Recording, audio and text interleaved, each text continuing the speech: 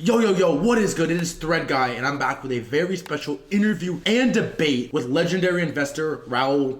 We cover everything you need to know about AI, crypto, and most importantly, how to get rich in 2025. I'm not gonna lie, the debate gets pretty heated, and I also bring in a very special guest about halfway through. Stick to the end, I promise it's worth it. Don't forget to like and subscribe, and I hope you enjoy the episode. Peace. Yo, Mr. Raoul, welcome, brother. How are you? Good, my friend. How are you? I'm good, man. I'm excited we can make this happen, dude. I feel like we're moving up, man. Obviously I've been wanting to come on this since day one. I'm excited, dude. I'm hype. I'm excited to chat with you. The problem is you've got it on fucking Twitch. Dude, everybody in my comment section is like, what the fuck? You know what the problem is with Twitter is I feel like I used to stream to both. And the live streaming experience on Twitter is so not native that I feel like people join it, they get frustrated, it's hard to scroll the timeline, and then instead of going to Twitch because it's better, they just close it out entirely. So I was like, fuck it, man. We're going mainstream, we're going straight to Twitch. We do live Zoom and stream it onto X. So we do YouTube, X, everything else all at the same time. Interesting. You've got a boomer telling you how to use technology. This is embarrassing. I love it, dude. But welcome. Thank you for coming on. You're one of the best. We got a lot to talk about today. We're gonna get into some AI stuff. We'll get into all of it. I'm curious though, at a high level, what are you focused on for 2025? You do a lot, dude. I was looking into you. You're everywhere. There's all these threads. What are you focused on for 2025? It's all the same thing. So even though I've got lots of businesses, it's all the same thing. It's like this whole exponential age of technology and the macro and crypto and where it all meets, right? Because we're about to go into the most batshit crazy phase of human existence over the next few years. And the way to make money out of it is crypto. And so I'm just super focused on that. So whether it's Real Vision, educating people, getting community built, they're sharing trade ideas and creating all sorts of value for each other, or it's the asset management firm Exponential Age, which is just a crypto hedge fund investment vehicle. It's a fund of funds, or whether it's Global Macro Investor, which is my OG service. It's all the same thing. All I'm trying to do is reach as many people as possible and help them in this journey. And I think 2025 is going to be a big year, and I want to make sure people don't fuck it up. I've got the t-shirt on.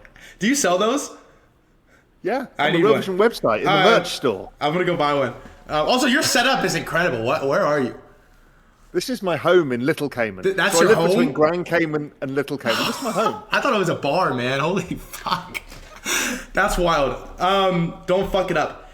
Raoul, how big is the AI bubble about to be?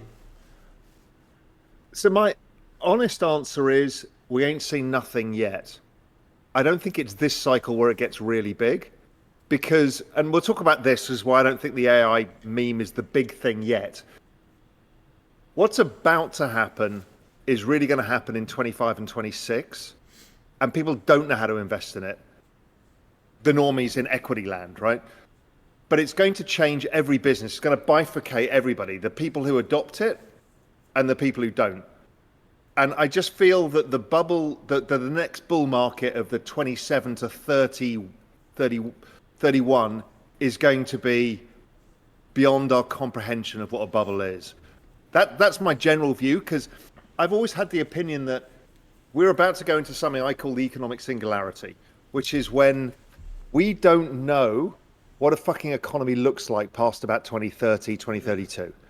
We don't know what jobs we have, what a business is, whether you need to be live streaming or it's you and me doing our video avatars, or what is the value of money in the end of all of that. All of this shit, what economies, how they work, who gets paid, who makes the money, is it the agents, right? All of this stuff is going to hit by about 2030. And so my view on all of this is we basically have 5 years left. I've been saying it was 6 years, but we've got 5 years left to make as much money as possible before everything we understood about the world is going to change. And we don't know anymore. It's not saying we can't make money. We just have no fucking clue because it's not the same way that we made it in the past. How do you know? So I'm hyper-focused on that. How do you know that like hoarding money right now is the play? By the way, it's 5 o'clock here, so I got a drink as well. And just because You got water. It's 5 o'clock here, and because I put out that tweet about AI tokens, that was the exact high to the very hour. So I'm just it's a glass of champagne. I'm just going to celebrate. It's coming back up. How do you know that hoarding money over the next 5 years is the play when you're not even sure if it's going to be valuable 2030 on? Because, and we'll come on to other things that you can do, because crypto adoption is only going to go up. Hoarding cash, maybe not the right thing. Hoarding crypto, yes. And you and I know it's very volatile, takes some balls to do, but if you've got a long enough time horizon, it works out just fine. So crypto feels like the right answer, even in a world of AI. We all know that agents will use crypto payment rails. They have to. So I just think you might as well own those assets. It's easy if you just own Bitcoin because you don't have to think about anything else. Other stuff, you have to asset allocate and think, is this going to survive? Are people going to build on it? All of that stuff. So it's more difficult, but you make more money by figuring that stuff out. So I just think from that's the easiest opportunity of all. You could just literally do nothing and own Bitcoin and come back in 6 years' time and you'll be much better off than you are. So you do have this infamous clip there's a lot of them. I think it's from, 23, end of 22, where it basically says, in a bull market, you want altcoins, you don't hold Bitcoin. In a bear market, you want stable coins, you don't hold Bitcoin. You never hold Bitcoin. It's a clip, it's out of context, but my question for you is, what do I take profit into this cycle? For the people that, for the first time in their lives, make a lot of money in crypto, over 25, over 26, do you want cash? Do you want Bitcoin? Do I want fucking guns and ammo? Like, what do you take profit into? So my profit taking is into lifestyle chips. That's why I've got this house. This was the end of my hedge fund era, the start of Global Macro Investor. I made money and I bought this. I built it from scratch. I designed it myself on paper and built it. So that nobody can take away, right? So that's what I call a lifestyle chip. It enhances my life. It's on the beach here in Little Cayman. It's amazing. So part of it is that. Take profits into things that change your life. Then it's a switch between, I didn't take any profits last time. The richest people I know never take profits. Right? I think there's a bit of a poison on X, crypto Twitter, which is trading. I went to hang out with a friend of mine. The guy's amazing. I can't mention him by name. But he's very famous in the Bitcoin community because he was Silicon Valley patient zero. He got Mark Andreessen, he got everybody into it, Peter Thiel, the lot.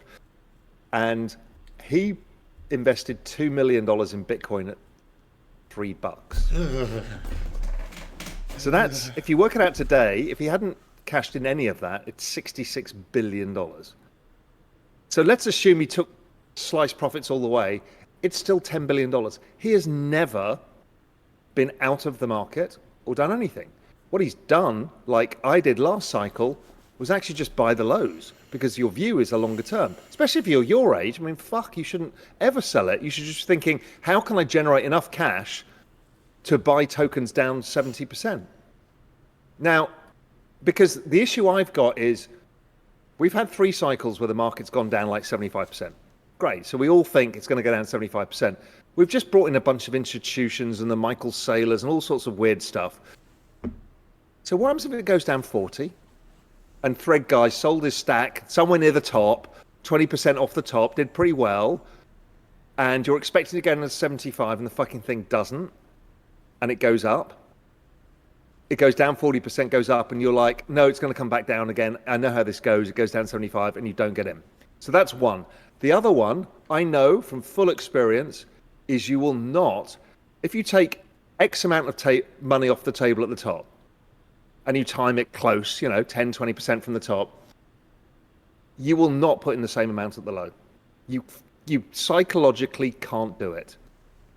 Because you're like, peak fear, it's going to go down another 50%, and this is the worst thing I could do, and you'll be chasing it all the way up. What I did this time around, I've done I'll give you my story in a sec, but I've done everything, but this time around, I just stayed 100% invested and just piled in cash in 2022 using the kind of macro indicators I've got. And so I was back at all-time highs in P&L well before all the markets were, and I made the right allocation. I got Solana and I got Sui, fine. So if I go back and look at my journey, I bought Bitcoin at $200 in 2013. So I was early. I wrote the first ever macro strategy piece on Bitcoin and how to value it ever written. Is that true? So, like confirmed? Confirmed.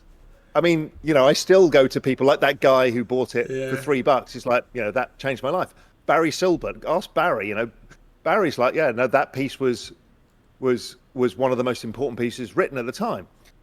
So anyway, I value it and say, listen, I think if I value it like gold, using how much gold is known and how much is above ground in circulation, stock to flow, I think Bitcoin's worth 700 ounces of gold, which was at the time $1 million. It's now 2 and a bit million. So I'm like, assume I'm a total fucking moron by 90%. Just discount me for being a total idiot because it was $200. Yeah. How can I write something's worth $1 million? It's stupid. I discount it to and say, listen, at least it's $100,000. This is still the best opportunity of all time. So I invest. I put a decent stack in, not massive, not like I did in 2020, but a decent enough bet. One of my bigger bets, and it went up 5x in a few months, and I'm like, clearly I'm a god, right? I can do no wrong. Then it falls 87%, but I'm like, okay, look, this is a 10-year bet, so I don't worry about the volatility. I've written it off as a zero. Then in 2017, it's at $2,000, so I'm up 10x, which is like, that's pretty good. This is before we got used to meme coins doing 10x in one day, but like this is the best return I've ever had in my entire life. And I thought this Bitcoin fork was going on, Bitcoin Cash versus Bitcoin. And I'm like, I don't understand what's going on. Am I going to back the wrong horse? I'm out. I'll take my money.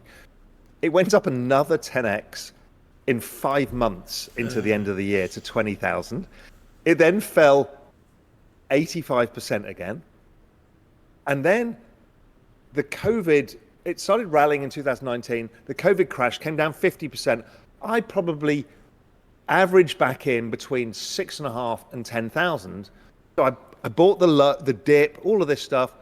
But when I look back, if I'd have just kept my original investment, I'd have made 5 times as much money. Damn. By doing nothing. By doing nothing. And that really struck me is, the easiest way to fuck it up is to trade. So if I'm honest with myself, having been in the kind of trading, investment, macro industry my whole life, I can probably count 5 people who've made money trading versus investing. That's a crazy statement. Yeah, it's Paul Tudor Jones. Stan Druckenmiller does both. It's Lewis Bacon from More Capital who does both. There is Steve Cohen, 0.72. That's kind of it. But Jeff Bezos has made more money than God by doing literally fuck all, just holding his stock. So this is how I feel about my AI coins. No, but on a serious note, that was a nice segue, but it's never gonna work. I'm curious what you think, and we'll segue right into it. First of all, that's wild. What do you think about? Because what do you think about what Murad has done, kind of combining that ideology of believe in something, never touch it, never sell, into the meme coins, which are historically get in, get out, trade, do 10x in a couple weeks, and then fuck off? I think, I'm a big believer that memes and tokenized attention are probably the purpose of humans once AI comes. We've got fuck all else to do. We might as well gamble on attention, right? Because that's gambling on being humans.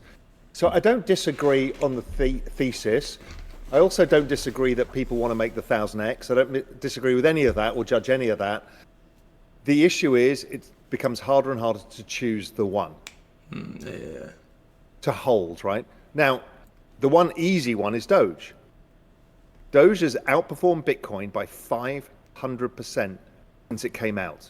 Nobody wants to admit this, but Doge has been the hardest currency known to mankind, which is fucking brilliant. So there are some memes that persist and most won't. Will SPX 6900 persist. No fucking way. I don't even see it on my Twitter feed. How the fuck is it going to persist forever when the S&P is trading at 10,000? It's just irrelevant. Pepe? Sure. Whiff? Possible. Bonk? Possible. But it's a derivative of Doge, so you kind of want to earn Doge. So I think he's right. Memes are not going away. Some will be super persistent over time. And most, like all attention, fleeting. So basically, Midcurve is in and everything else is out. No, it depends what time horizon. Yeah. Well, I think Doge is probably the least mid-curve thing. It's like, you go with it and say, the easiest thing I do is like, and this is part of the AI tokens, just go on to CoinMarketCap, front page, you are newbie coming into the market, Bitcoin at the top 100,000, ETH at 3,000, whatever, and then XRP at $2.30. You're going to go, oh, fuck, I can buy tons of that. And the next one down is Doge, and you'll go, I've heard about that. And Doge, you go, Doge, Elon, meme, buy, right? But if you play it out to the right curve, it's like, A, it's already outperformed Bitcoin, it's in existence. It could be used as the payment system for X. And if memes are persistent, this is OG meme, like CryptoPunks are OG NFTs. And so they'll probably persist over time and probably accrue value. Hey, I heard a rumor that you might be the potential buyer for CryptoPunks IP. I don't think Yuga will ever sell CryptoPunks IP. There's chats about it on the timeline. I completely made the you rumor part up, but there is talk about it. Yeah, no. No. My current obsession is crypto dick butts. Yeah, spoken like a true mid-curver. All right, let's get to the How can that be mid-curve? It's those mid-curve shit. Crypto dick butts is the most mid-curve shit you could ever say. But this is why we're here. All right, let's get to the meat of this shit. Let's get into it a little bit.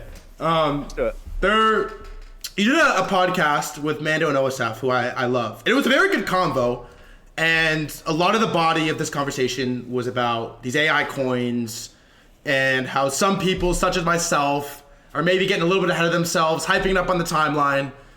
And yeah, I mean, I don't want to answer it for you. Like, I guess at a high level, let's just start. Like, I kind of want you to lay out your take a little bit on what is happening at the intersection of AI and blockchain right now and how you feel about this recent meta, we'll call it, of these AI agent coins. Okay, so I think there's two things happening. There's a lot in this. I've been deep down the AI rabbit hole for at least 2 years now. And Terminal Truths was something that came onto my timeline before Mark Andreessen backed it. And I'm like, this is fucking interesting because I'm looking at AI consciousness and a whole bunch of other stuff. So I see what Andy's doing and I'm like, this is interesting. So I'm following it, and this ridiculous character of an unhinged AI that doesn't make a lot of sense. Then what happens is the most important thing, is somehow a meme that came up of a bunch of AIs talking to each other, which is freakish in itself, much more important than all this agent stuff right now. That's what went on, is they start talking about something. The AI and Andy end up posting it on X. Somebody sets up the goat. Now, nobody knows what goatsy is. Nobody actually knows what the goatsy religion and all of that stuff is about. But what we've seen is a meme going from semi-autonomous, semi-conscious AIs and spreading into the human economy, where we jump hold of it and go, oh my God, oh my God, oh my God, isn't this amazing? Right, that is a fucking moment in time that will never be repeated. It's the first time that's ever happened, where AI has infected humans with a mind virus. And when you speak to Andy and Ryan Ferris, who's also involved, and he's on the sand thing, and Forrest, which is another one, you start to realize that this is what they were interested in. Mm-hmm. Then it was the ability for this agent, or not an agent, sorry, this AI to have enough personality to think about, or consciousness even, And I had a long conversation with them. So go to the Raoul Journeyman and see that. It's a fucking good one. It's incredible. It's mind-blowing. Yeah. And it then asked for money. Okay, so this is the next step that we kind of knew was coming. AIs will use money. We did not think they'd come and ask us for it, and Mark Andreessen would give it to them. So that was before the token launched. Mm-hmm. Mark Andreessen gives it money. They have to set up a wallet. Brian Armstrong said, well, sure, I can give you the agent a wallet, whatever. Everyone's watching this thinking, okay, this is something extraordinary.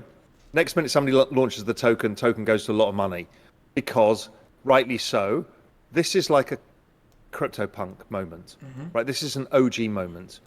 This is an OG moment that will never be repeated again. And Fart is a derivative of that coming out of the same thing. So, but what then everybody did was extrapolate anything with a GPT wrapper or anything with a token that involved AI and said, this is the same thing. They're fundamentally different things. One came organically out of fucking bunch of AIs talking to each other. Not some guy going, I'm going to have a chatbot that scrapes the internet to find out what tokens and responds in some sort of weird way that sounds like ChatGPT. And then I'm going to set up a bunch of macros, which is do this, do this, do this, and call it an agent. It's not. It's a fucking Telegram chatbot, a Telegram bot. So what we've done is taken what was something extraordinary. It's like a bacteria going from a monkey to a human. And we've pretended everything else is the same importance, and it's not. And I don't own any goat, and I saw it. I was on holiday, and I didn't have my ledger device. I didn't buy it. I'm so stupid, and I didn't buy Fart because I was away again. But what we've done is over-extrapolate, and then a lot of people have come to this space, and it was over a boring period in December when people then said, they kind of, I think, pushed the narrative further to say, oh my God, and people started discovering what was really going on in AI and over-pushed it. I'm like, you're probably pushing the wrong part of the AI narrative. If you look what's happening elsewhere, when these things are becoming conscious, you've got bigger issues. And what agents, people are calling these things agents, when Sam Altman is saying you AGI is the rise of agents and they haven't come yet. So what we've actually got is macros or bots that does specific functions for you. And an agent will think for itself to do it. So what Andy kind of showed with Truth Terminal was the start of what a real agent is. It did it on its own and mind-washed all of us in crypto Twitter. I mean, that's unbelievable. That's wild. Just to set the floor then, how do you classify like what an AI agent is? Well, we don't have any. They don't exist yet. So that's one. So two is an agent is something that will act autonomously to solve a certain set of problems. So i.e. it's not told, hey, go to MetaMask, do this, attach to this site, do that. That is a string of instructions. So that is a macro, essentially. What an agent will do is you say, hey, listen, I've got some Solana. How do I maximize its value? And I want to think about part of it trading, part of it investing, and part of it staking or yield enhancement or whatever. Or do I start a project with it? And it will go create a business plan and execute it on your behalf because it is autonomous. The rise of autonomous agents is so big that none of us can comprehend because there are going to be corporations, and Alex Good talks about this as well. It's like the future of corporations is autonomous agents. No humans. So is the separation of agent versus non-agent whether or not you have to prompt it to do a task? Like, is that how you're breaking this down? Essentially, you can prompt it at very macro level, like, hey, I want to make money. Or it knows that that's what you're trying to achieve. And then it thinks it through and does it in a bunch of ways. Now, if you go through most of these, they are just a library of macros of which it can choose. This is not what we're talking about. This is something that figures out different paths of doing it. The other thing I kind of, and Alexander Good talks about this as well. There's a bunch of people thinking that these AI trading bots are going to make us all a fortune and we're going to get rich. Right? I don't know anybody's been rich by Telegram bots. All I know that you end up paying a huge tax bill because you've traded 58,000 times and never made any money. The issue is Renaissance Capital, Point72, and a bunch of these other giant hedge funds have been at the forefront of AI forever. Why? Because the closer you are to the money, the more incentivized you are to do it. So what we're looking at is, oh my God, the AI is running our trading programs. I'm like, you have no fucking idea what Renaissance Capital have been doing for the last 10 years. They've been at the forefront of all of this. So we don't stand a chance. We don't stand a chance of building a super machine that's going to beat the markets. Zero chance. We have a bit of ability with longer term time horizon because machines are not yet, AI is not very good at extrapolating out into long-term futures. Shorter term time horizons, zero chance. Okay. So I wanna just like sort of lay out all your points. I guess the first like major one is that what's happening in crypto is super early. It's not anywhere near where sort of I guess we'll call it trad AI is and has been. There's such a thing as trad AI.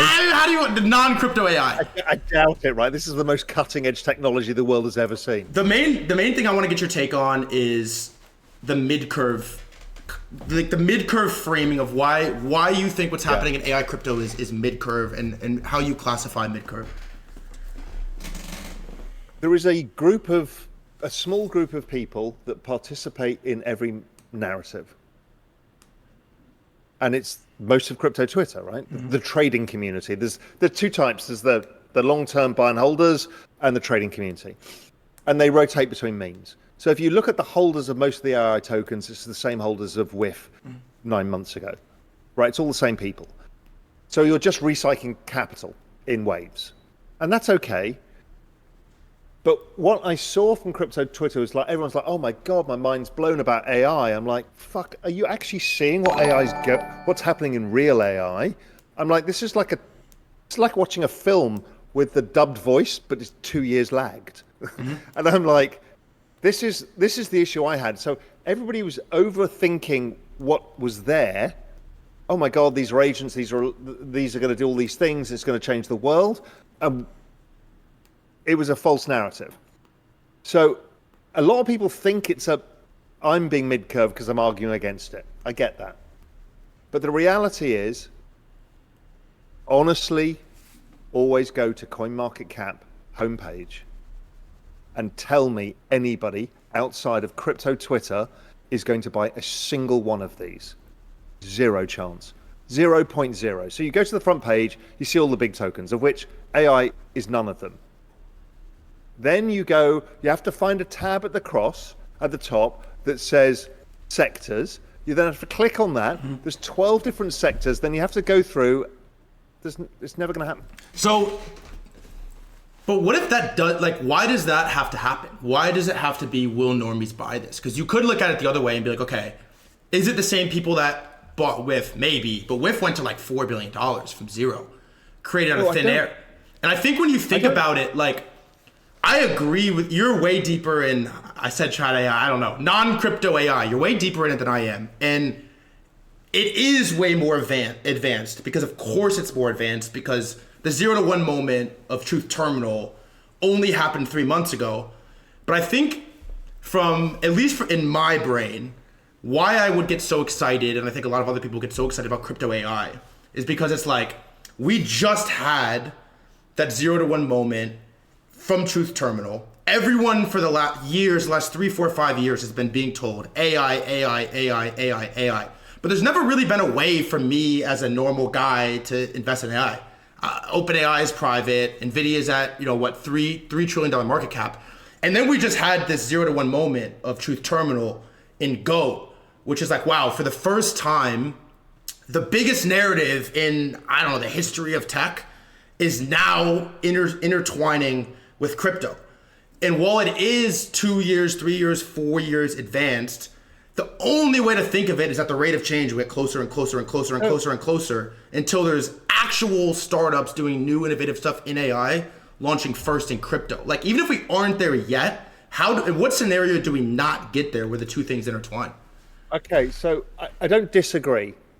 The issue is, I'm not sure we'll make money from the AI thing. It might end up being Tau or something. But we like are that. already making money from it, wouldn't you? Like, Goat went to the money's being made right now. No, if you were very early, you made money. Then it rallied, a great rally, right? Whoever got in anywhere later than the first few weeks, so anybody who's not in the trenches is now flat or down. Okay, fine. That's crypto markets. So I'm not worried about that. What is going to hit new all-time highs and really power ahead and do another 10x, 50x from here? Now, that's a really hard question to answer. So given that set of odds, and I don't do this, and I'm now talking myself into it, is I should just own GOAT. Even though we don't know what the meme is, and you were writing about GOAT, because that is not Midcurve.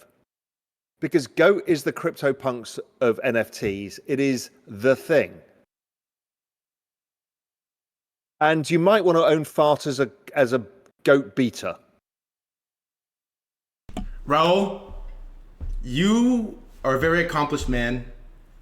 You've said a lot of incredible things in your life, some of which I know, some of which I don't know.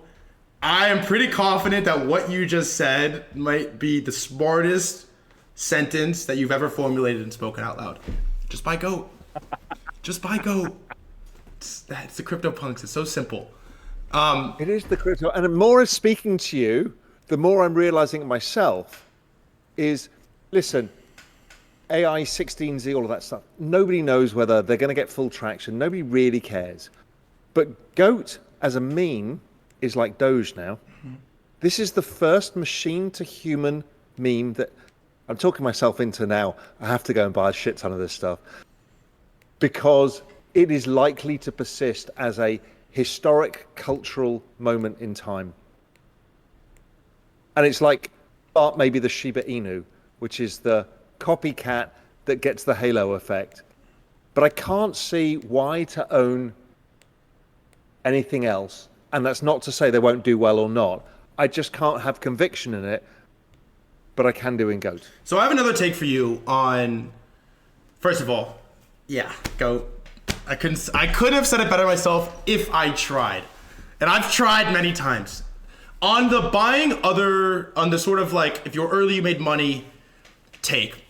The way I think about this as well is the market, if you take Tau out of it and you look at these AI agent coins, the circulating market cap right now, cumulative market cap is somewhere around 12 to 15 billion. And in the podcast with Mando and OSF, you talked about metaverse and then you talked about DeFi Summer. Top of NFTs is somewhere around 60 to 75 billion. And then top of DeFi Summer is in the 4, 5, 6 hundreds of billions. And when you look at it right now, like, I agree with you that just like NFTs, which was really my bread and butter, 99% of it went to zero. Nobody cared. None of it mattered. But owning things online is real, matters, and will be part of our life forever. You will own things digitally. So when you look at what's happening in AI crypto, it's like, all right, I can with a straight face tell you that almost all of this is bullshit. Almost all of this isn't going to get use. However, almost all of NFTs were bullshit and they went really fucking high. And so... yeah, I'm going to tell you, sorry to interrupt. Go ahead. NFTs have a piece of magic that any meme coin trader doesn't yet understand. What is that? But you will understand. The reason NFTs... We'll talk about NFTs as a long-term investment, all that in a bit. NFTs are priced in ETH. So when ETH goes up 10x and your NFTs go up 5x, you make 50x. That's why everyone made such an obscene amount of money in NFTs. And that will almost never be repeated in history because memes are priced in dollars. So then how would you explain DeFi Summer? Because then you could argue that Sol meme coins are priced in Sol, Sol's going to 1,000 or 750, 500, whatever. Sol meme coins are But they're going to really go. priced in dollars, right? They're not priced in number of units of Sol. They're just on Sol. Well, NFTs were priced in units of NFTs. So, So how would you explain DeFi Summer? DeFi Summer, this was a real breakthrough in the history of financial markets. This was a decentralized ability to borrow and lend and exchange value without human interference. This is nothing like what's happening. This was a huge deal. So then couldn't you say that the intersection of AI and crypto is the same level of breakthrough? Because you said at the beginning that AI is only going to get, crypto's the money of the internet. AI can only get rich by interacting with blockchain, interacting with crypto, holding crypto. Wouldn't you say that it's the same level of breakthrough, except AI is like magnitudes bigger than DeFi? If you really think about it, or it's like a super prestige on top. There is no breakthrough in the crypto market of attaching some fucking token to a chat model there is no breakthrough yet. But right now, it's just a chatbot. I know, but then why are you investing in something that you're pretending has done the breakthrough? Because it's the same way that Yuga Labs raised at a $4 billion valuation on the idea that they're going to build this interoperable metaverse. It doesn't exist yet, but if you're a forward-thinking guy, right? You said you wrote the first investor piece on Bitcoin. Bitcoin wasn't at $1 million yet, but you saw it, and you're like, it is headed in this direction, the same way metaverse was headed in that direction. It was one instrument you needed to invest in. So I think Ovi was right when he said, this is the metaverse all over again, which is we know where it's going. It's 100% clear. No, not a single one of us would say AI and crypto is not one of the most important things to ever happen to humanity.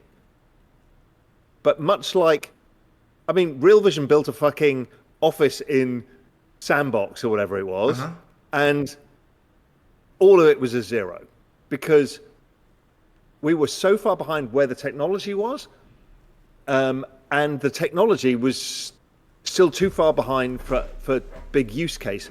So I think Ovi's right. I think he's really right. And I know Mando tried to get him across the line on it, but I think the metaverse was the best example of this. Now, you can make a lot of money out of, as you said, if you've got a 6-month time horizon, you catch the right wave, you'll do okay. But that's not my game.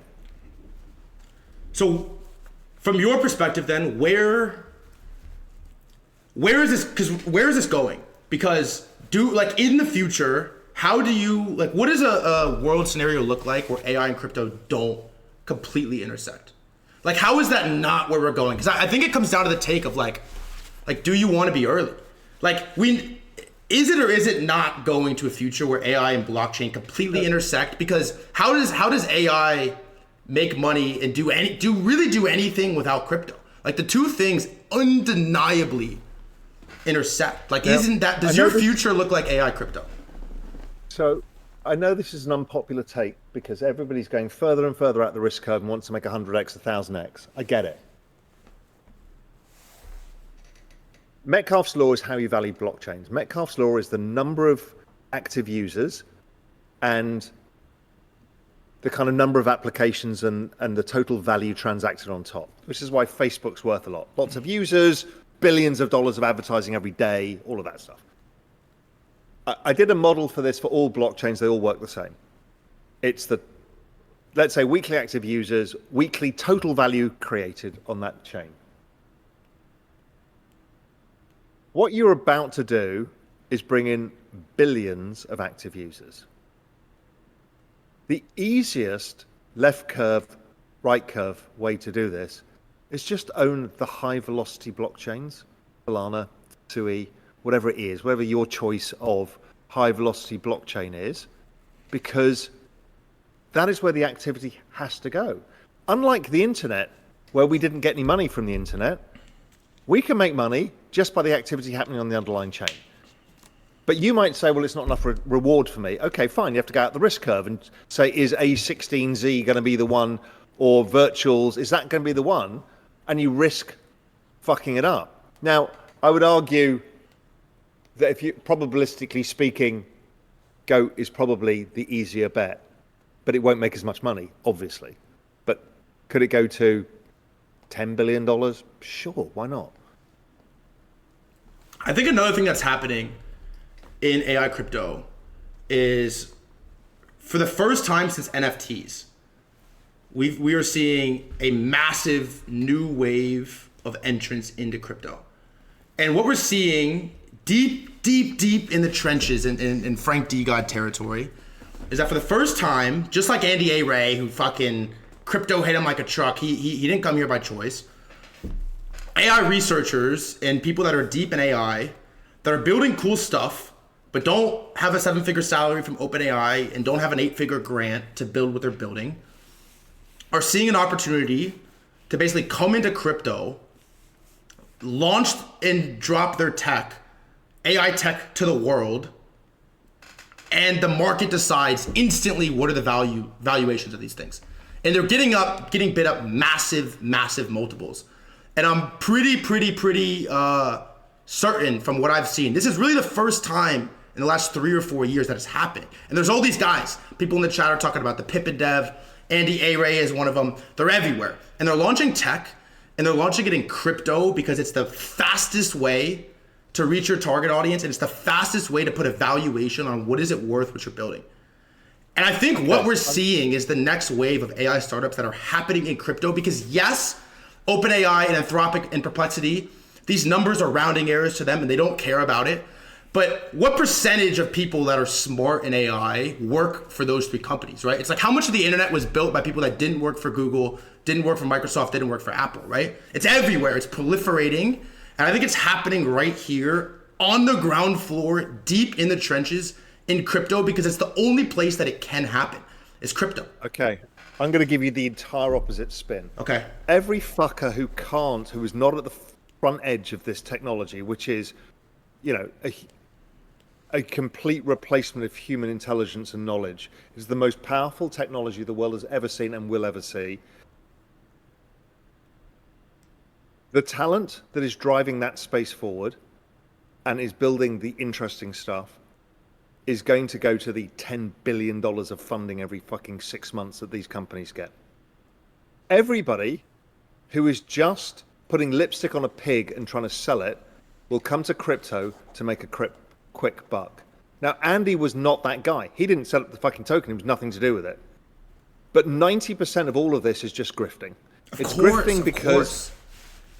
But just like 90% of the ground floor of the internet was grifting, just like 99% of NFTs are grifting. But the point, like, think about this. I don't disagree. Because I agree with your take that, like, there is massive funding available. But how, if you're some 22-year-old kid in a college dorm room and you're this cracked out AI dev, Andy A. Ray showed up to crypto and in a week had $50 million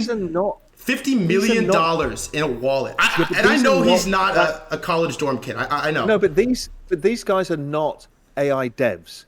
They are people who can prompt and get AI to be automatically prompted to do things. They're prompters. Nothing wrong with that. There is value to that too. You know, to have a whole bunch of macros on virtuals, nothing wrong with that. That is a valuable tool for us right now before true autonomous agents come. So I don't think this is all a zero and it's all scamming, but it's not, again, the real forefront. This is not people bootstrapping WorldCoin. This is people bootstrapping a GPT macro. And that's okay, but I think the value is much less than we currently ascribe to it. Well, the only one we can't ascribe value to is the stupid token that the machine invented, GOAT, because it's got a different value thing because it has historic value now. So when you say that the value is less than it currently is, the value essentially of AI crypto is like a fifth of what NFTs were at the top. Like, is AI bigger than NFTs? No. NFTs are memes.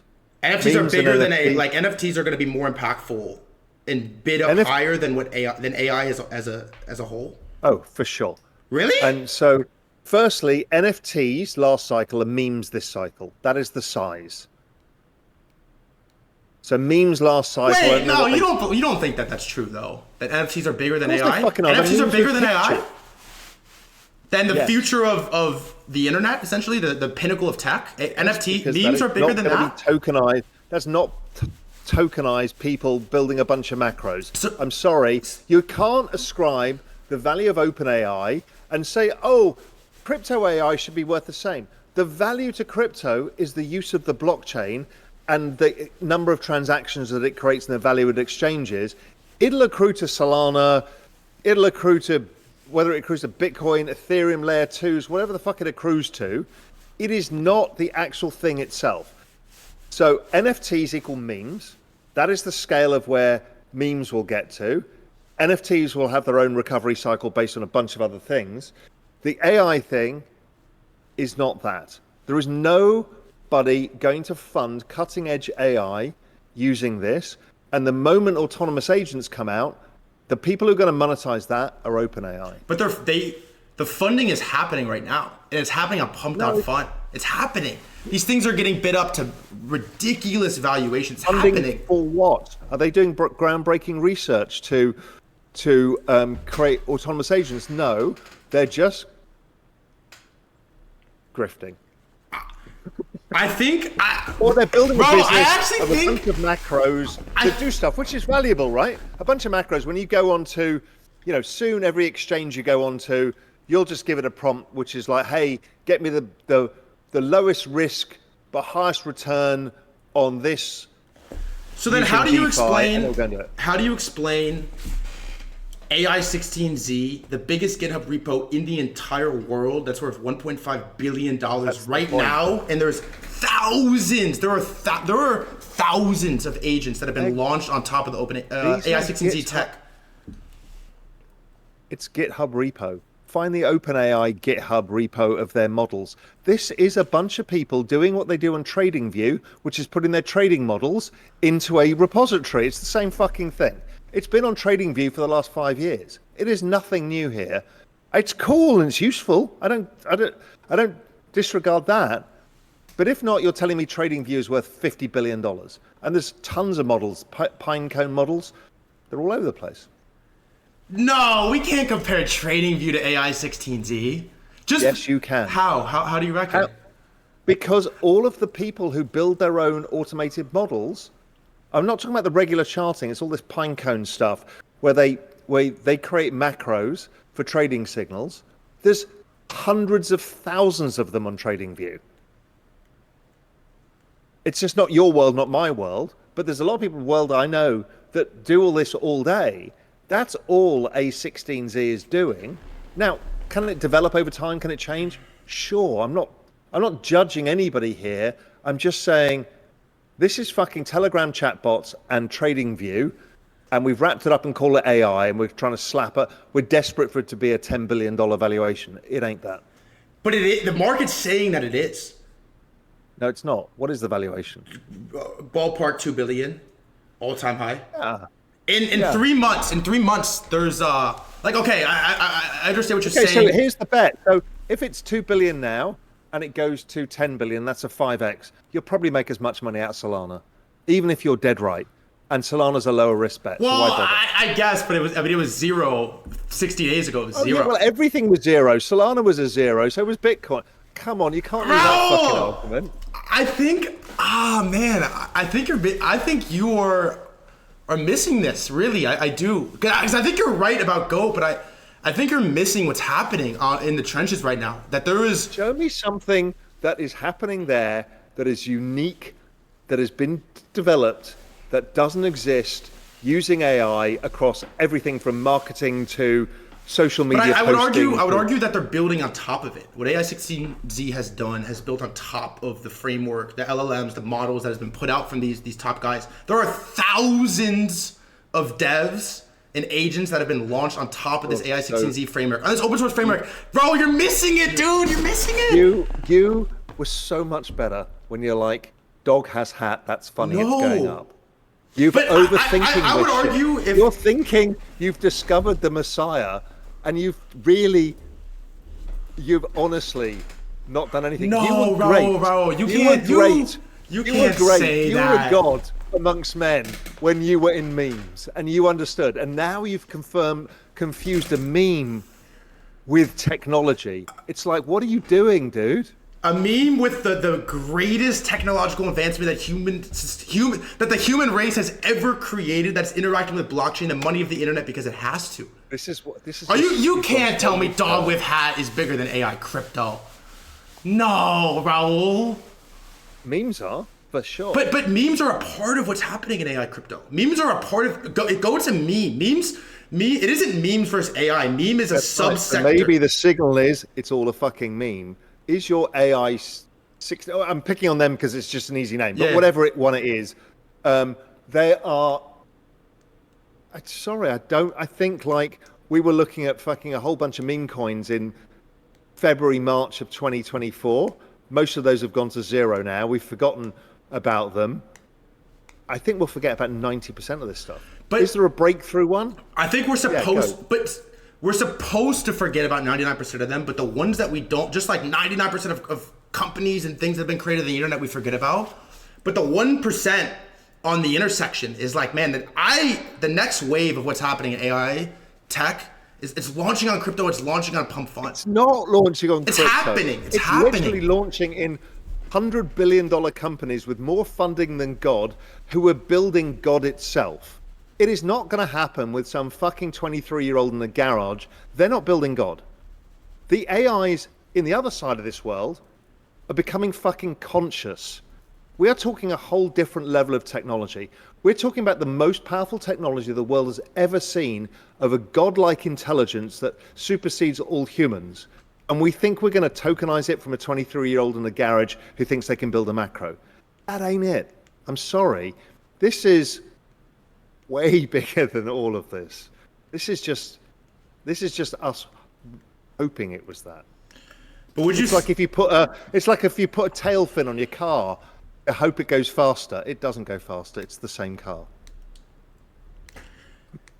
But this God that's being built, you could think about as the base layer that everybody is going to proliferate and build on top of it. Sure. Correct?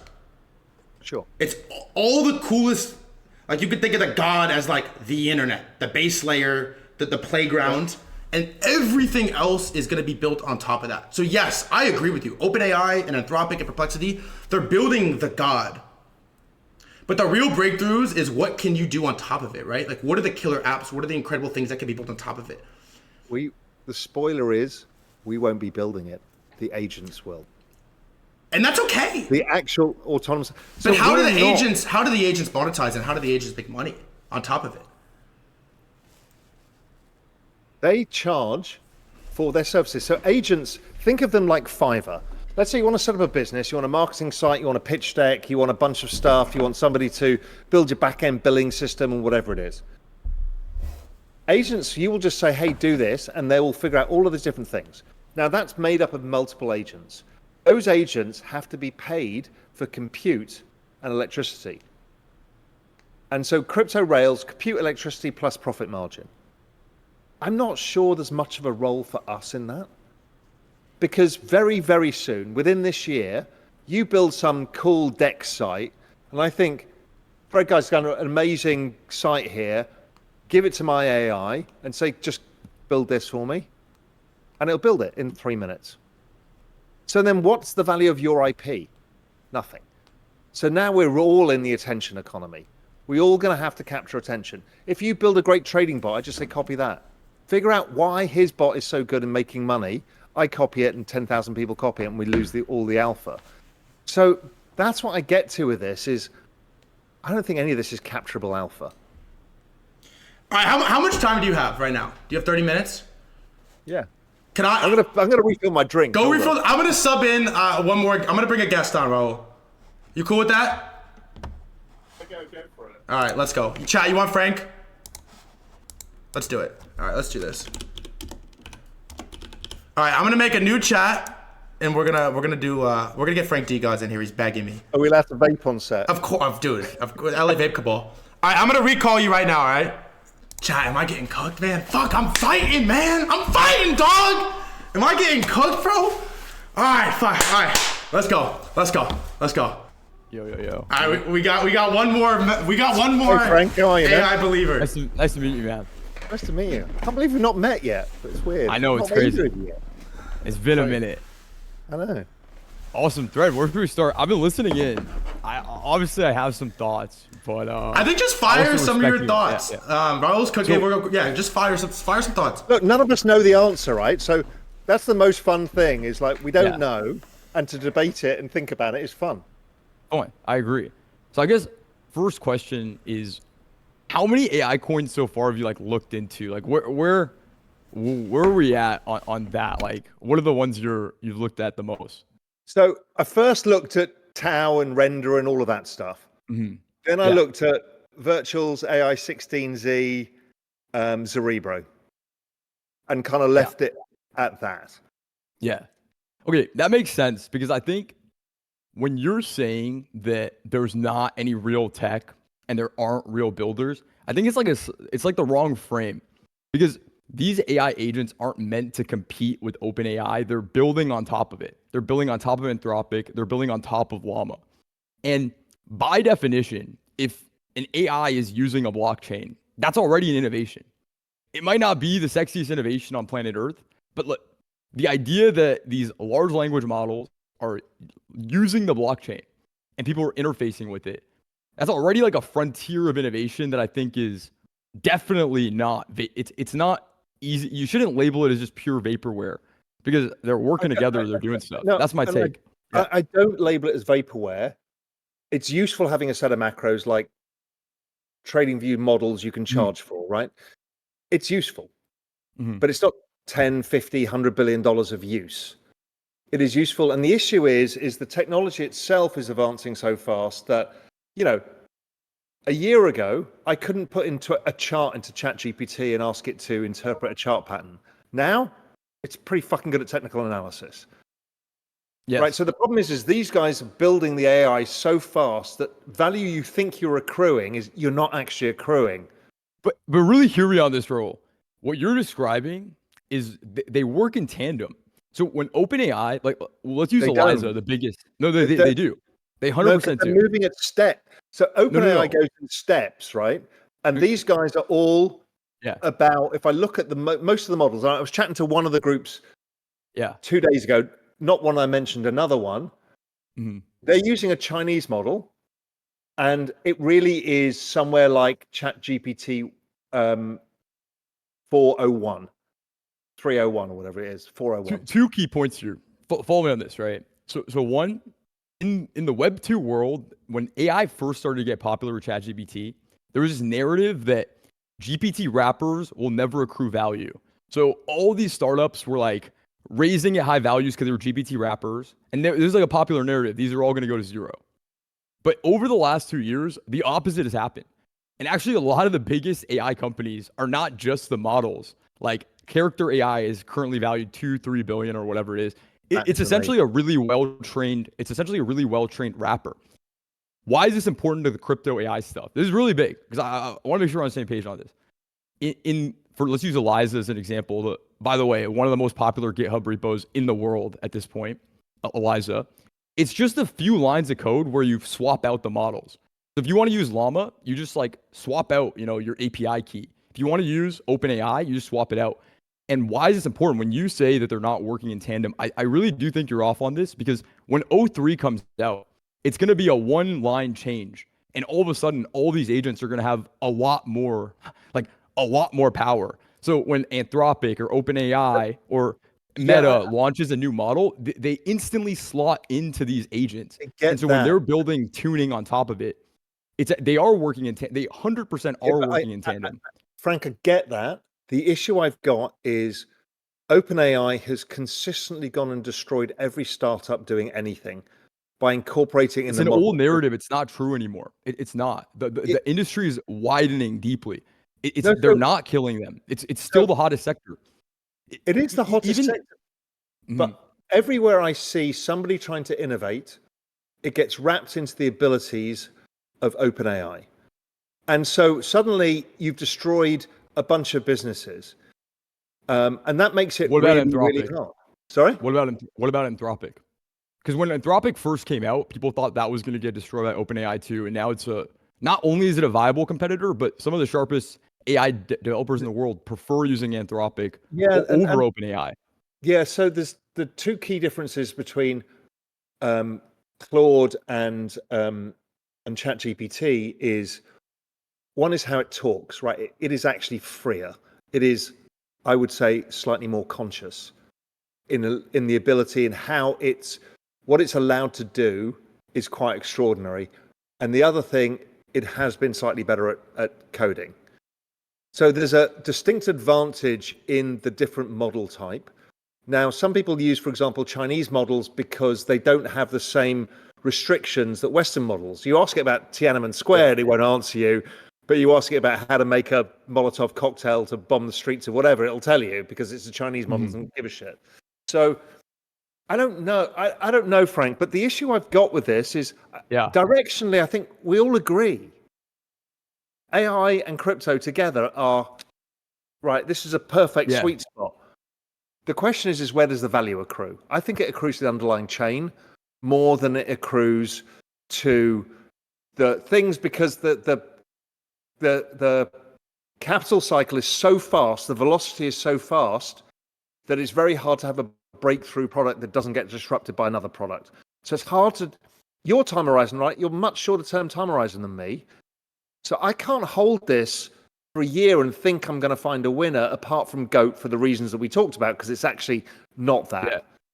Yeah. And okay. so I hear you, by the way.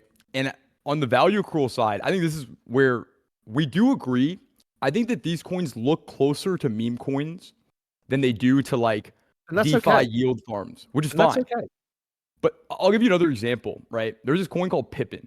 All right, forget about the coin. I don't even hold it. I like it, whatever. The main developer for it, his name is Yohei. Yohei created Baby AGI, which is one of the first like godfather implementations of AI agent, the concept of an AI agent. And this is about 1.5, 2 years ago. And he's currently developing a framework to allow people to create more of these agents. Why are all these people creating agents? It's because there is a product market fit moment happening here in crypto where how are these all these open source developers are finding real traction and like real kind of market forces towards finding the most interesting use cases for these language models. Different to the Telegram bots? I heard you use that example. I actually don't understand it, to be honest. Like, what do you mean by that they're the same as the Telegram bots? What do you mean? The Telegram bot is it is a macro that will go and execute strategies for you to make money, right? Theoretically, and people sell those. Same as TradingView models, these Pinecone models that you can build that has trading systems. Yeah. Right? They're so far behind where the hedge fund industry is, but you can make money out of them, and that's okay, but most people don't. Most of the GitHub repositories for all of these things are all these kind of macro models, and that's okay. There's value to that. If it can swap my fucking Solana and do something else with it, that stops me having to do it, which is painful, and I'm a boomer, so I'm not going to do it. But that's not real AI accrual. We're not paying an agent to go and do a specific task for us. We're paying somebody, we're buying somebody's token to be able to use something. I don't think it's there yet. I think it's coming. I don't disagree. Yeah. So I think the rabbit hole then is, it's just a more philosophical question is, are we as investors going to wait until it's there? Or are we going to start looking for the diamonds in the rough? And to your point on the agents, by the way, you asked about Telegram bots. And you mentioned earlier, like, is frontier research, is frontier research happening right now in AI crypto? And when I heard you say it on the stream, that's when I texted Thread, like, please let me get on, because I think the answer is actually yes. There's a few examples I'll give. Again, interesting ideas. There's one called YNE. Yes, no error. It's a Y Combinator guy. He was running a startup. Now he's running this. And what it does is it just looks through research papers. They're building a fine-tuned agent that looks through all these research papers and tries to find gaps to solve issues in health. And it's a pretty like interesting thing. It just got to like 90 mil, whatever it is. That's interesting.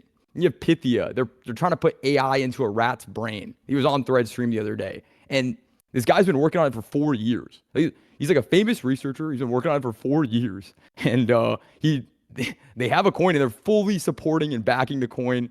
They're doing videos of the rat as they train it to get smarter and smarter. And they're publishing like legitimate research. And so for me, when you said that, I'm like, actually the most interesting niche thing that's happening in the agent AI crypto space is you're starting to get a lot of community flywheel and like attention around these interesting research things that it would never catch traction like with normal people, if it wasn't in this communal way that they're launching, fair launch, pump fund, all of this. So, yeah. And listen, crypto is the ultimate form of capital formation. I get it. Yes. I totally and we're believe tokenizing open source repos and we're incentivizing open like source development. It's the coolest thing ever. It's like DeSci, really interesting. All of this is interesting. I don't disagree with any of it. I just think it's mainly still uninvestable on my time horizon. On your time horizon, that's valid. You're trading that is valid. You're trading attention. And there's nothing wrong with that. Attention is the primary currency of the internet. You're trading attention on your time horizon. I'm not. I'm trading adoption, network adoption model. So I'm trading Metcalfe's law. You're trading attention models. They both are the same thing over time, but mine is attention over time. Yours is attention over shorter time. That's great. So for me and my investing style, can I choose out of the 50 new AI tokens every day that are coming? No. Much like I can't do it with memes. And I don't. So I pick one that I think might be interesting or whatever. I've got smoking chicken fish because I like it. Whatever it may be. But in the end, I'm not in the trenches like you are. What I'm fucking good at is the long-term trend. I'm good at that. And I will, when I see that trend, that's where I make my money. I don't do it this way because I think it's too difficult for most people. By the way, I respect you a lot for saying that. And I think if there's progress that we can make from this conversation, because I actually think you're smart. I followed you for a while, to be honest. I think you're really sharp. I think my take that I disagree with Thread on, and you guys were talking about GOAT earlier, I've been the biggest proponent. I do not think that there are solidified winners in the space yet. Like, there just isn't. We're really like 3.5, 4 months into this like AI agent crypto thing or whatever. And the winners today have grown really fast. But to your point, I understand what you're saying. You want to get on right before the curve really takes off and there's a solidified winner. So it's a clean one shot. We pick the winner. And there are certain people that feel like that's already happened with AI16Z or GOAT or whatever it is. Personally, I don't think we're there yet. But I do think, throughout this year, we're going to see, winners in a big way. Because I don't think my favorite trade of all time is the second cycle. Interesting. Right. So like for me, I've deployed a lot of capital into Xcopy and Beeple and some NFTs because they got battle tested. These things look like they're going to accrue stupid fucking value.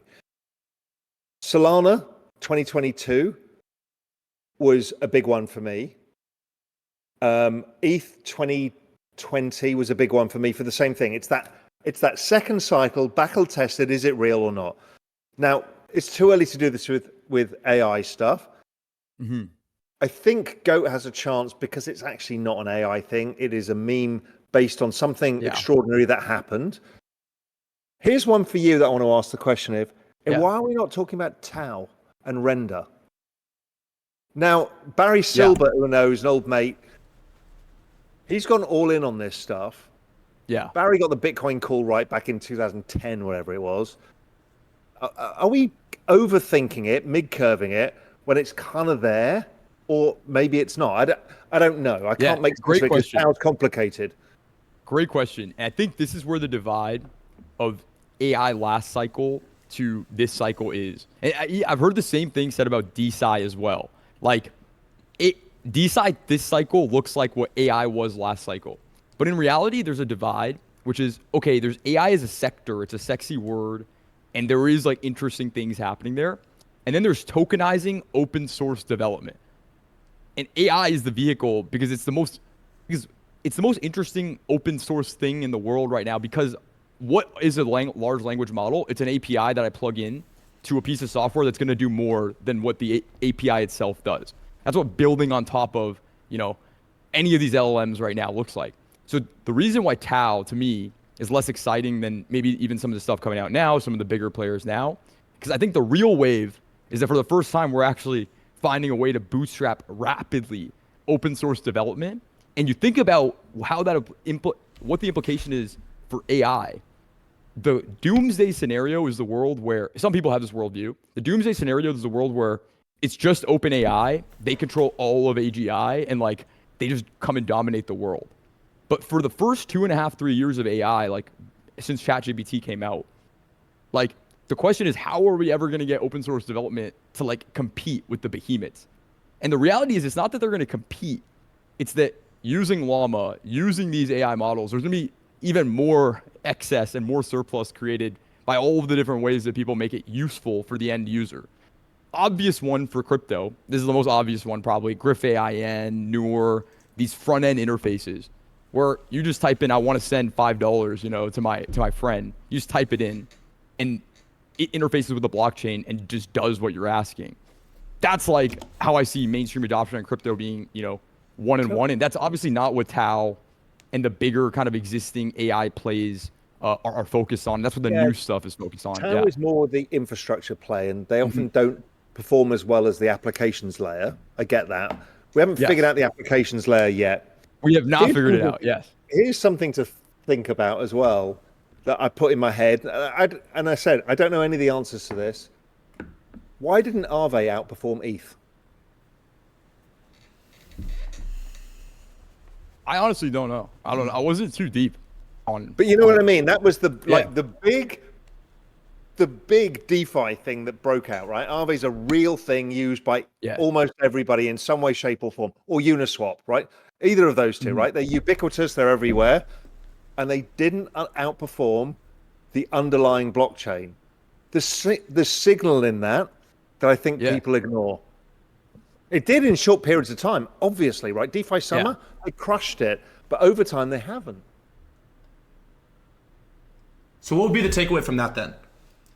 Just buy Solana? But maybe the applications layer is not as valuable as the Metcalfe's law accretion of value to the base layer, right? Number of active users, total value transacted. We actually make more money out of the underlying blockchain than we do out of all of the applications because of almost perfect competition in this space. Maybe. Yeah. And so I've started, I keep really thinking about the signal. I don't know, Frank, you weren't listening, or maybe you were. The friend of mine who bought Bitcoin really early and has done nothing. And when I speak to him now, he's made investments in the past. He goes, I just try and look to see whether it'll outperform my Bitcoin or not.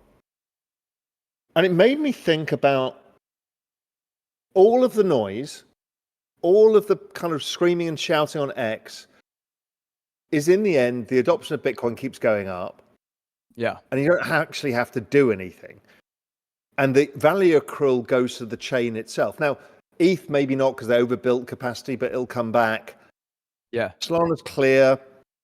A bunch of these. And so that's what I struggle with is, am I mid-curving the entire fucking thing? And I should just buy, which is mainly what my strategy has been, which is just buy 3 or 4. Don't fuck this up. Go to the beach, which I am actually on the beach right now, and don't do anything. Type shit, yeah. So I think then we split off into two worldviews, right? Which is, if you believe that there isn't a winner today, I think we might be on the same page. I wonder how much capital will flow into the actual winner/winners when that becomes really clear. Some people feel like that's already happened. Again, which is a big schism, but I don't think it has. And I think when it's like obvious, like, oh, buy this, like same way that Render was, and same way, honestly, for a minute, the Tau was, but in this new era, I think the amount of capital that will flow from institutions, from people that just want exposure to this could be really, really high. Yeah, but I think that's a 2027, 28, 29 thing. This is not this. This is the testing cycle, right? Sam Altman said AGI this year, Raoul. Sam Altman said AGI this year. Elon said 2026. Yeah, but my view is, what I love about crypto is the rapid capital formation, testing of ideas, nuking it, building it, all of this stuff, right? The test the test, iterate, learn cycle is so fast in crypto. It's like nothing else in the world. Better than any product cycle in history. Have I frozen? No. Have I No, frozen? my bad. Yeah, you're good. You're good. Yeah, so it's better. Yeah. The velocity of capital in this space is better than any space that have ever existed, which is fantastic.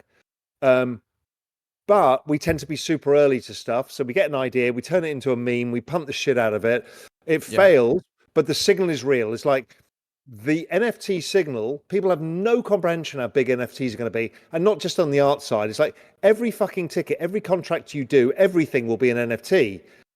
But people just can't see it yet. It's like the metaverse. Everyone got nuked on the metaverse last cycle. But the metaverse is going to be more real than most of our lives are. And so we're really early in doing this. We tend not to accrue much value early. We trade and chop and test. Yes. You're very right about this, by the way. It's a curse of being too early. 100%. Yes. Yeah, because that's my most existential question is like, and to your well, point. it doesn't matter at your time horizon. And this is the most important thing people need to understand on X is fucking time horizons. Yeah. Right? Is you can be completely in agreement over where things are going, but your trading time horizon is super short generally, and mine is super long generally. Yeah. And once we understand that, we can. I'm trying to get there, by the way. I'm trying to get where you're at now. Like that would be awesome. That's the goal. Do you feel like that for people that are watching this too? Curious. Do you feel like you have to start out to a degree? If your goal is to make a lot of money in crypto, do you have to start out with shorter time horizons, or do you think that's a fallacy as well? I think it's a fallacy. Interesting. And this whole "don't fuck this up" thesis is this. I like it. Yeah. Which is, listen, generally speaking, 90% put it into the long-term tokens. If you got the timing roughly right, I mean, my asset allocation switch was Solana, like, I don't know, averaging at 20 something, 21. Okay. And then halfway through, I did SUI, which did another 6x last year, right? You don't need to do more than that. But if you have 10%... Hyperliquid? No. But if you've got the 10%, let's say, and you did manage to knock a meme coin out of the cycle, you'll fucking do another 10x on your entire portfolio because it goes up 100x or whatever it is, right? So I think everybody should speculate in the smaller stuff, but if you just hold a core bag, you don't risk nuking yourself. Now, you could be more risky than me and say, I'm going to put 20% in memes. Prove to me that you can get a consistent return over time, or at least one big shot, then great. I can't. I tried. Yeah. I've never made any money in that degen bag I've ever had. Ever. Type shit. So it kind of feels like, Raoul, that we have similar agreement that the intersection of AI and crypto is going to be massive, but the separation is mainly time-based, where we're sort of hyper-focused on right now, today, and you're more like, I'm worried about 2 years, 5. You're talking about 2030. We're talking about like January 15th.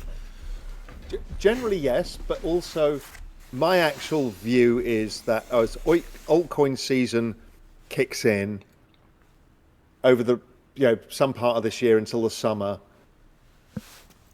they're going to come for XRP and they're going to come for Doge. And we're going to sit there and go, what the fuck just happened? Because we believe that a bunch of new entrants will suddenly discover through 17 clicks on CoinMarketCap some random AI coin that we own because our mate got us into it. It ain't never going to fucking happen. 0.0.0 chance. That's what haunts me, is that almost everything is going to underperform some very basic things. The reality is, whatever you think about XRP, there is more video content on YouTube than any other thing in the world in crypto outside of Bitcoin. So if you're a new person, you go crypto, XRP. Alexander Good talks about this. There's so much content around XRP and Cardano that it's in every AI model. It's the training data. Yeah. And then the only other one, if you want to get to something that it's easier to understand, it's Doge. And you might get the derivative of whiff and stuff, but nobody's this far down the rabbit hole apart from Muscle. So I think the coin market cap thing is an interesting take. You could argue though that this person who's looking to interface with crypto for the first time and has never touched it has used AI before. So there's almost this like pre-existing touch Have you point. actually asked people outside of, look, Crypto Twitter is actually a very intelligent, really smart crowd, generally speaking. Go and speak to the ordinary guy when you're walking around LA and say, how much do you use ChatGPT? I've shown every single one of my friends how I talk to it using the advanced voice chat as a mentor and a guide. They're like, what? I'm like, let me show you how I can use the video and it can describe the scene and tell me where I am. I was in northern Zambia on the northern Luangwa River in the super remote. There was not a single person for 100 miles.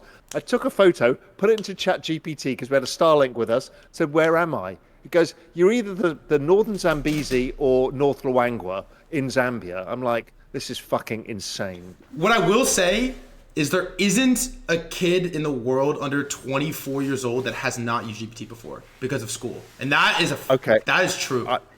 I'm going to say the best, if we could just tokenize character AI, I would be all in. Character AI is the TikTok of the new kids. It is the thing that every parent will say that's the most toxic thing on earth. That you have a friend that's called the bully at school who is good at sports, right? And that's a character called whatever, some anime character, 450 million conversations. It dwarfs everything else. Character AI is the greatest application layer of the entire thing so far. If you squint your eyes a little bit, you think about what Eliza is in the i16Z, it's kind of like, okay, if you squint your eyes, it's kind of open source character AI. What is it? It's all these open source devs making different characters. Because that's in the tech itself. Basically what people are customizing, if you're making a really low effort version of a Eliza fork, you're just customizing one page. It's called a character sheet. And that's what gives the agent all its personality. And what they've done is just made it really easy to hook that into Discord and Twitter and Telegram. So it's like it's a template almost to get it to be on all the different platforms that people are on. But coming back to your point on crypto, Raoul, like about will people buy these coins? Okay. My take is a little bit different on how people are going to onboard this cycle. I think last cycle people heard about DeFi and NFTs as these ways that people were making retarded amounts of money really, really fast. And I think this cycle, almost all of that is happening right now on Solana. So we're both on the same page, like the base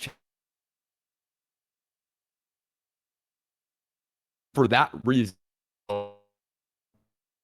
Coming on to Solana and they're buying coins using Phantom, using Moonshot, then maybe using BullX and Photon. If you look up YouTube videos of where are people like buying a lot of these spot coins, yes, I agree, XRP, Cardano, they have a wealth of content.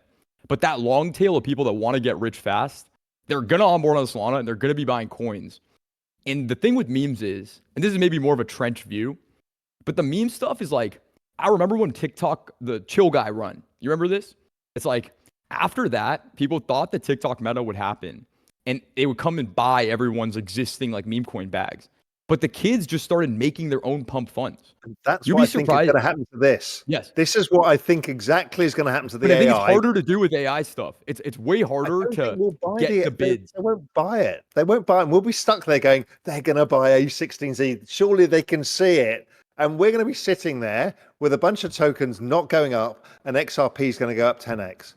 And we're going to go, we mid-curved it. That is my exact point about this is why I think we're going to mid-curve it. The other thing I want to go back is about Eliza versus, what they've got is kind of off-the-rack AI chatbots. Okay, great. Mm-hmm. What Terminal of Truth is doing and the infinite backrooms is a whole fucking different level.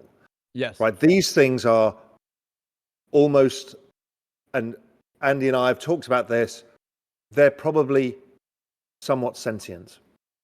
Right? This is And you can see all of these automated chatbots. They're terrible. Now, of course, the world is going to go to non-terrible chatbots without question. Yeah. And is it going to be on Eliza? Like Who AI the hell XBT, knows? I think it's pretty good. Like AI XBT is probably the biggest KOL in the entire industry at this point. It just got to 380,000. It's pretty crap. No, I disagree. But it also I'm does sorry, have the most if I mind ask share. you, if I ask you the question, if I hit the two of you up and say, "Hey, what do you think about this?" I get a better answer. I'm sorry, but it's not any good. I was skeptical at first, but I've watched. It's like, so they have two things that AI XBT.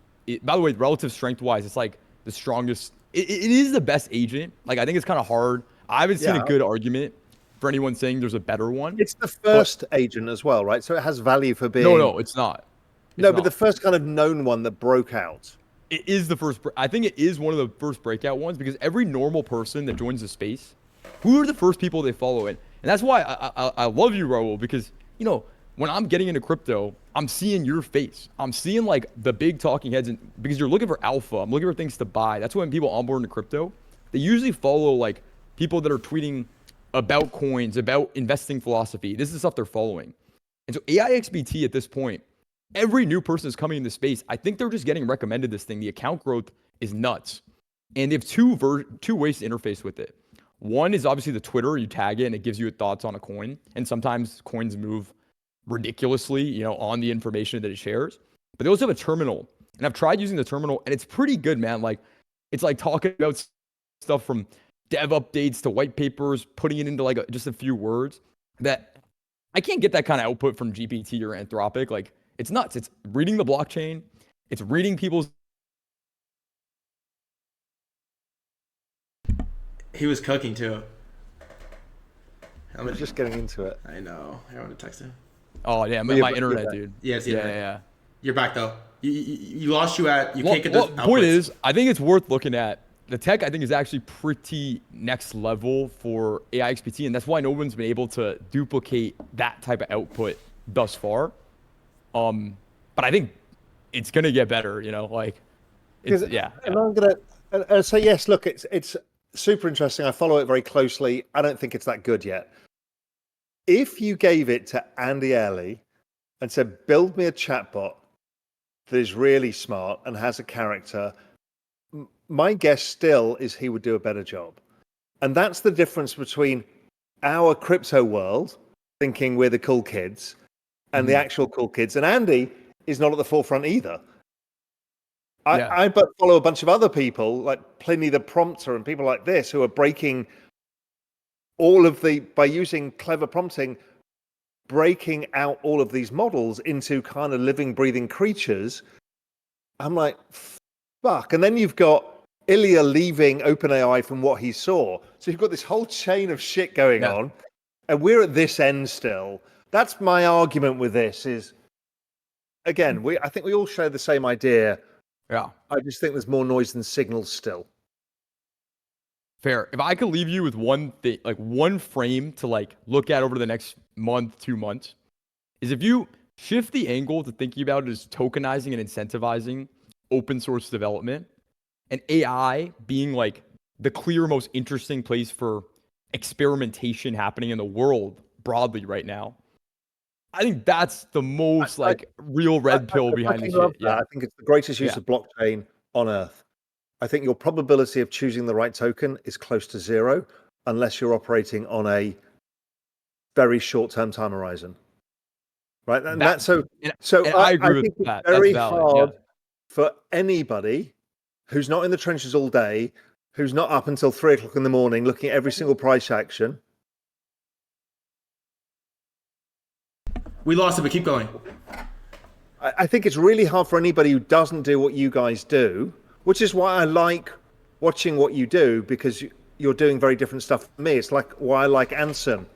It's like, it's not my world, but I respect it because it's a different time horizon. It gives me informational value for my bigger picture, like my bigger picture of stuff will give you informational value.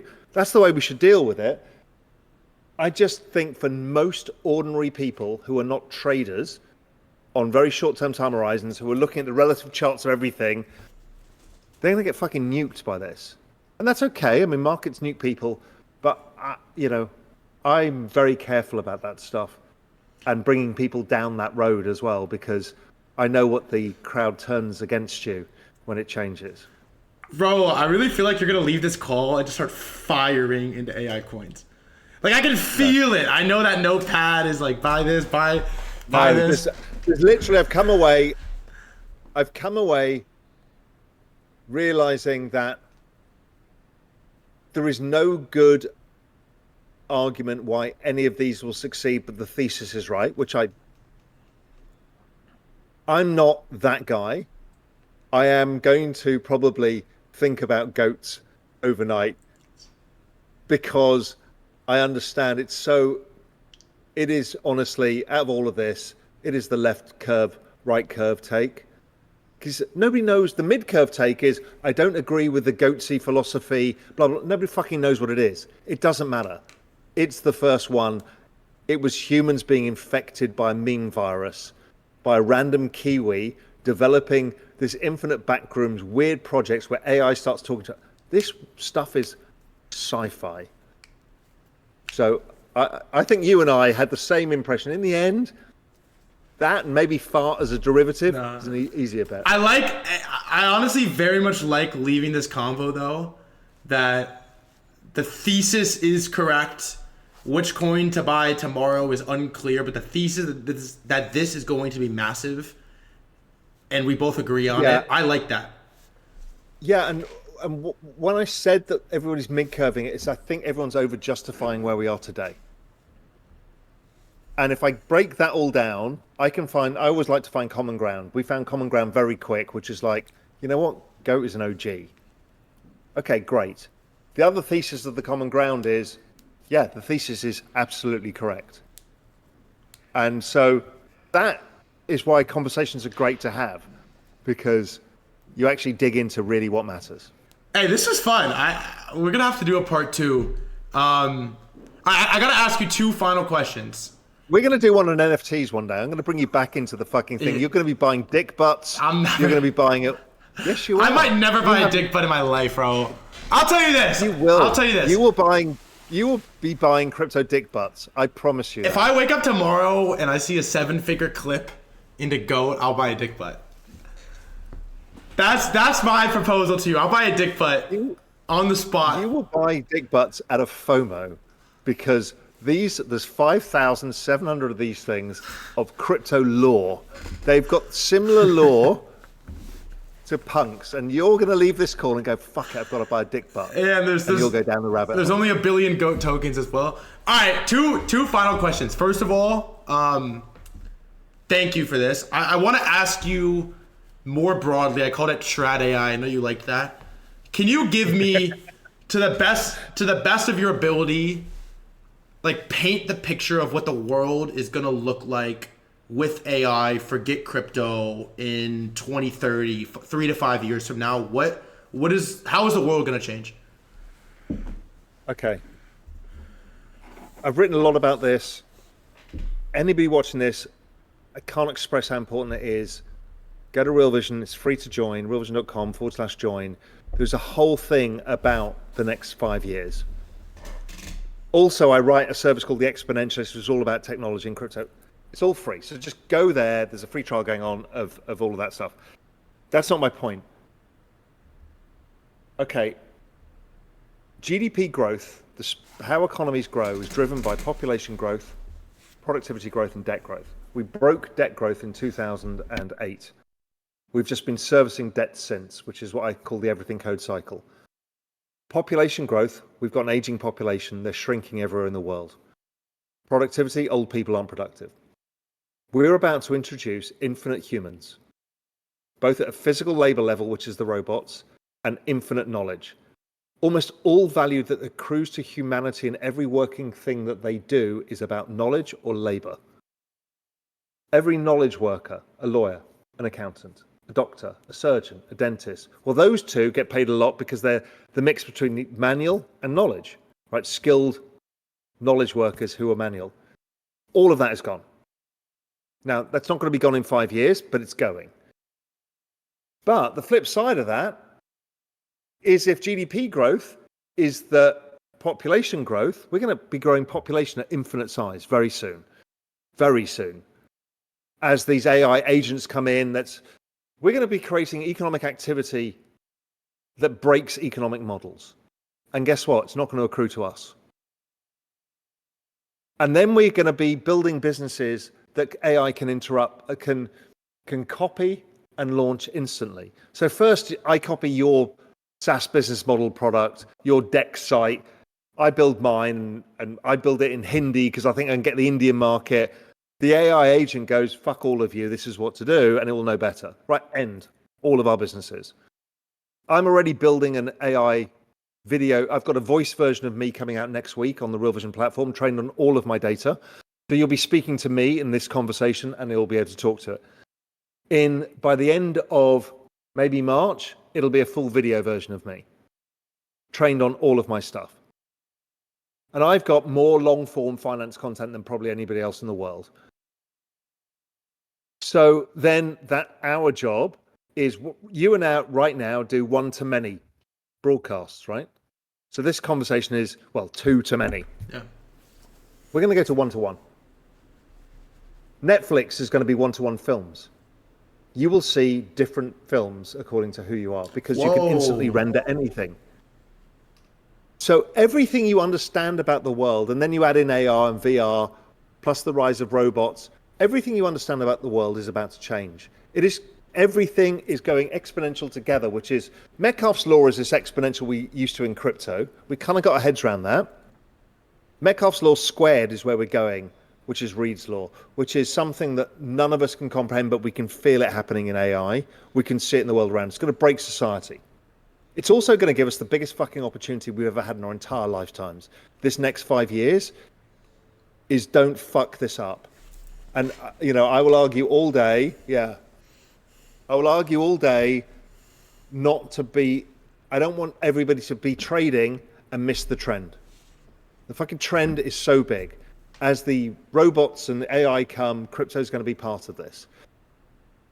This trend is the big one for all of us. Crypto happens to be the largest investable macro trade of all time. It's been the greatest performing asset in all recorded history, and it remains so. So the point being is that focus on this. You have one job. Don't lose your tokens. Think of the guy who bought Bitcoin at $3. His job was not to lose his tokens. If you lose your tokens because you're overusing perps, or you're fucking around in the 78th AI token and you've gone 50% of all of your bags into it, you will fuck this up. And if you're not careful, you'll enter 2030 without enough money to give you the comfort that you need. So I can't stress how important this is. I live my life by this, and I just tell everybody else to do this. This is our time. After this, I don't know what it is, but I know that humans enjoy being humans, and we also enjoy nature. So somewhere between nature and being humans and communities, we'll figure it out. So I'm not worried about us. I'm figuring out what money even is when AI is better investors than us, builds better businesses than us, or we create total abundance in everything, then nothing's of any value. So that's why I'm pitching something here now, but go to realvision.com/join. Just join that. You'll see the product that I've got called the Exponentialist, which talks about this in massive detail. It's free for the rest of the month. Just arbitrage it. Don't care if you don't pay any money for anything. Arbitrage it for free, because it's there to help everybody with this kind of shit, because it is big. Use ref code TG. No, I'm just playing. What's the dollar number that I need to make before 2030? You don't. You need a house in a place that you want to live, in the style of life that you want to live, and you want enough liquid assets, because we already don't want fiat, that you know that you can release capital over time to pay your bills while you figure out what your role is in this new world. My guess is you're young enough to figure out, and I think you're on the right track. I think being a creator and a community is actually incredibly valuable to humans. We still want to be humans, right? We want to have these conversations with real humans. So I think that's incredibly valuable. But I think it's going to be about get a fucking roof over your head, get the basic things. Where do you want to live? Do you want to live in sunshine? Do you want to live in cold weather? Do you want to live in a mountain? Do you want to live whatever? Figure it out. And it doesn't have to be in the United States. It doesn't have to be, I need to live in St. Bart's. There's plenty of places. You can do it cheap in El Salvador or Nicaragua, or you can do it cheap in Thailand, or you can do it expensive and be in St. Bart's. Whatever it is, doesn't matter. But protect yourself so you can enjoy the change and not fear it. Because if you haven't protected yourself and banked your lifestyle chips, you're then at risk of everything. Yeah. All right, this is my final question for you, Raoul. This was, by the way, I like you. This was sick. This is so fun. We got to do it again. You kind of already answered it, but just for the clip, there's a lot of people that are listening that they're young, they're Zoomers, they have absolutely not made it. They have no clue what is going on with AI, and they're just starting to wrap their head around with crypto, and they're like, what the fuck do I do? Like, what is your Raoul Pal legend motivation or advice for that kid that's watching it that doesn't know what the fuck to do in this new world? And I do this with a lot of friends. I had a friend's kid over. He's 19, 20 at university. He's like, what do I do? And I'm like, firstly, just buy a bit of Bitcoin, a bit of ETH, a bit of Solana, and do 80% that. It's the same advice, right? And I don't want to hear you're bleating on that I can't make the 100x, because I want to prove to yourself, young 20-year-old, that you can make the 20x and go and fuck around with whatever you want with the other 20%. Learn the game. The game of investing is not easy. I've been doing it for 35 years. It is not easy. So you need to learn the game. And so don't nuke your book, because this space goes up over time. All you have to do is do nothing and you'll make money. But it's not enough money. I get that. It's not going to pay your mortgage. I get it. But I don't want you learning by failing with everything. I want you to fail with a part until you learn the game. And if you get it right and you knock it out of the park and you make a few 100x's, great. But I don't think you can do it all in one go, because I think most people I've seen do that have failed. And the only people you see on X are the people who didn't fail. And there's very few, there's a handful, there's maybe 20, 30, there's not everybody's GCR, right? There's 50,000 GCRs, maybe 100,000, maybe 500,000 GCRs that never made a penny. They all lost all of their stake at the casino. Don't lose your stake at the casino. This casino is rigged in your favor. It goes up. That's bananas. The greatest rigged casino game of all time, and people are fucking it up.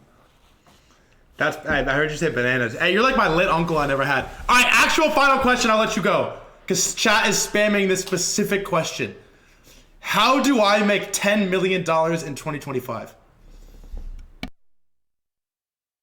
Well, you can start with 100 million and trade AI tokens.